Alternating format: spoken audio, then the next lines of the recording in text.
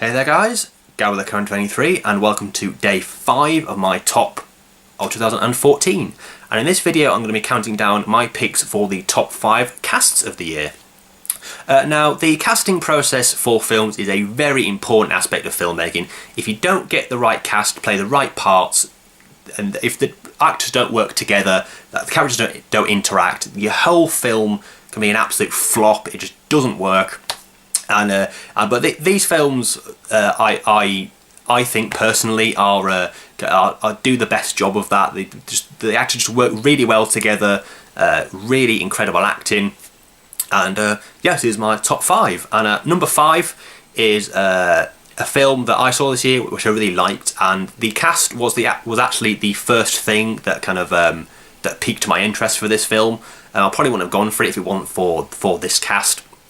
We got Jude Law. We've got these kind of like standout actors to me. We've got Jude Law, Ben Mendelsohn, who I'm a massive fan of. I've got Scoot McNairy. Obviously, those two have acted for the first time since Killing Them Softly, which I really liked. And then who else we got? We got David Threlfall as well. Those are kind of the 4 people that really kind of, like I said, piqued my interest for the film. And yeah, they worked really well together. Sometimes the characters were quite hard to work out, which is why it's kind of like low down on the list. But I basically kind of put it on this list because, like I said, it's just that's the one thing that kind of caught my eye towards the film was the cast. I'm a massive fan of all of the cast. You've also, I don't know the guy's name, but you've also got the guy who played the main character in Night Watch and Day Watch. Who yeah, I haven't seen him in much stuff, but I really did like Day Watch and Night Watch. But yeah, like I say, that is really the only reason it's on this list, because I just liked all of the actors. That was the first thing that kind of that the light went on in my mind. Like, yeah, I want to see this film because it's got this cast in it. So yeah, that's why it's at number 5. At number 4, so I'm going to have to look a second. Number 4, I'm going to go with Guardians of the Galaxy. Now the reason I picked this because it's fun. The film itself is fun, and the cast looked like they had a really fun time filming it. We've obviously got Chris Pratt, got Bradley Cooper as Rocket Raccoon, we got Vin Diesel as Groot, we got Zoe Saldana, we got Michael Rooker, got Lee Pace, we got Josh Brolin in there for a little bit. What else we got? We got obviously a cameo from cameos from Nathan Fillion and also Lloyd Kaufman. I know a lot of people missed that one, but I saw it instantly. But yeah, it's just like a really... Also, Sean Gunn, who is the director's brother, was the kind of Yondu's, well, not sidekick, but kind of the guy underneath him.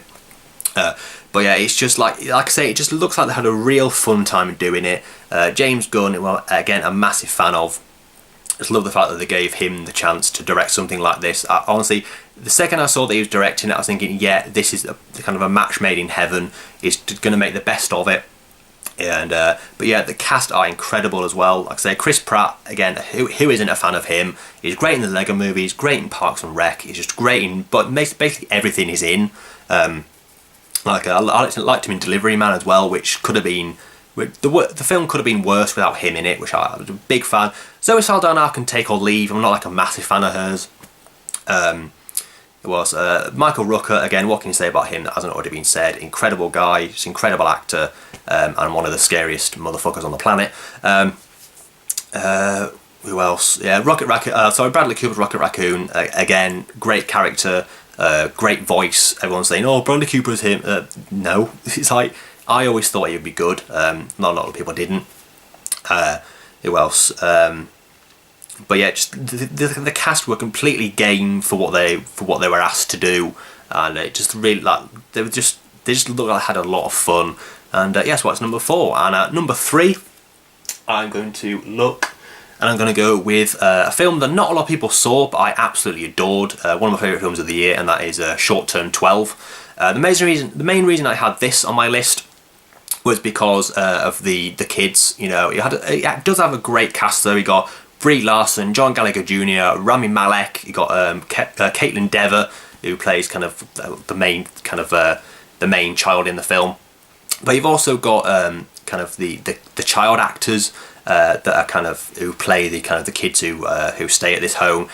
That's the main reason I put it on this list, because they just really kind of because they're not really actors, they're very naturalistic. I don't think they're actors anyway. I think the one guy who is again quite a main focus of the film is I believe a rapper, I think. But he really brought a lot to the film as well. The characters just were really interesting, and I believe personally the cast were the main reason it really worked.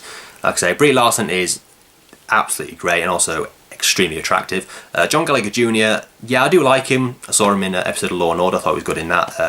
What else? He was in Newsroom, which I've only seen kind of the first half of the first season. But there's it sounds like a really nice guy. Like Caitlin Dever, who was in Men, Women and Children, who you may have seen in kind of other kind of TV stuff as well. Well, I'm not saying I'm a big fan of hers, but I do like her work. But like I say, it's more the kids really. Just the way they interact with each other, and kind of how they interact. Well, not how they interact, but how they kind of bring themselves forward on screen. I really loved. And that's really kind of the main reason why it's on this list. So at number 3 we had Short Term 12. Number 2, so it's really unprofessional looking at this. Yeah, number 2 is, to be honest, I didn't particularly like this film per se, but it has a fantastic cast in it. Amongst others, we got Meryl Streep, we got Julia Roberts, got I'm not saying these are the best, just these are the names that kind of pop into my head. Abigail Breslin, Benedict Cumberbatch, we got who else? We got Sam Shepard. We've also got the late Misty Upham, which to be honest, I kind of never heard of her before this film. But yeah, and that is August Osage County. Because I didn't particularly like the film itself, to be honest, but the cast were absolutely incredible. I mean, you got some basically everyone in this cast is like grade A actors, and they just really work together. What else is there? But yeah, it's just, I don't know, it's just the kind of the star power alone kind of just really impressed me on this film. The way they got all these actors, again, how they kind of interact with each other, which is a very integral part of the casting process, I think. Like I say, if they don't work, the whole film could collapse. But they really kind of work well together. It's just kind of like that the A-list actors are all in this film, and the fact that it's like kind of a small film, not particularly a lot happens in it, but what does happen in it is absolutely compelling. I really did. I like the kind of the story. It's just the film, I don't know, just overall it didn't really kind of blow my socks off. Really, I think I gave it about 3.5 stars, 7 or 8, 6 or 7 out of 10. But yeah, I did like it, but again, kind of the main reason I did like it was because the casting, and again, how kind of reacted with each other and stuff like that. So yeah, number 2 we have August Osage County. Number 1, I'm going to go with 12 Years a Slave. Now, the reason I put this at number 1 is just because every single person in this cast was at the top of their game. Got Chiwetel Ejiofor, incredible. Michael Fassbender, incredible. Benedict Cumberbatch, incredible. Paul Giamatti, incredible. Lupita Nyong'o, incredible. Who else we got? What's the name? Sarah Paulson, incredible. What's her name? Alfre Woodard, incredible. She's not in it for a lot, but when she is, she's really good in it. Just every single person in this cast was absolutely incredible. Obviously, not all the characters interact with every character, but obviously, kind of Michael Fassbender being the kind of the standout kind of villain guy, if you like. I mean, there's not a lot of kind of good people in this film. Again, Chiwetel Ejiofor as Solomon Northup was absolutely incredible. I just hope he gets more work because of this. I am a big fan of his. I love kind of his British films. He's also been in a few kind of TV shows as well, and also obviously American films.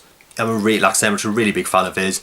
Benedict Cumberbatch, yeah, I believe he's a bit overrated. I don't know why I don't know why he's like this massive megastar now. I just don't quite understand it. Not that I dislike him. I just don't know why he's like really popular now. Who else we got? Paul Giamatti, who is never been bad in anything. Even kind of even if a film that he's in is rubbish, he is the best thing in the film. I mean, Sideways is one of my favourite films of all time. I loved him in that. Loved him in Storytelling. He was really funny in that. Because just every single thing that this guy is in is just incredible, even if the film isn't itself. Yeah, Sarah Paulson as well, I'm a massive fan of. Martha May Marlene was my believe number 2 favourite film of last year.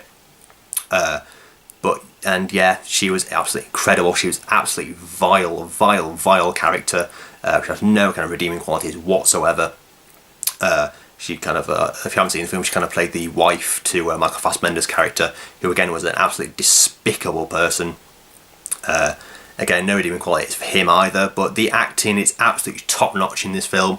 Again, how certain characters interact with each other is just absolutely horrific, but at the same time totally compelling. Yeah, every single scene in this film, you're either transfixed to the screen, and some of the times you can't believe what you're seeing, but what you are seeing is just absolutely, like I said, just absolutely compelling to watch. Your eyes are just all the time, they're just fixed to the screen. And that is down to the cast, I believe. I mean, the script is very good. The directing is incredible. Steve McQueen is absolutely incredible director. He's one of those directors that he doesn't make a lot of films, kind of like Kubrick or Tarantino. They don't make kind of like loads and loads of films, but when a film comes up that they direct is an event film. You know, every film that Tarantino brings out is an event film. Every film that Kubrick brought out was an event film. You know. But yeah, it's just absolutely incredible. Yeah, but just the whole of the film is incredible, but the cast really bring out the best of the material, so that's why it's at number 1. Yep, so those are my picks for the top 5 casts of the year. Number 5 we had Black Sea. Number 4 we had Guardians of the Galaxy. Number 3 we had Short Term 12. Number 2 we had August Osage County. And number 1 we had 12 Years a Slave. So yeah, that'll do for this video. So join me tomorrow. I'll be counting down my picks for the top 5 characters of the year. So thanks as always for watching. Until tomorrow, have a great day.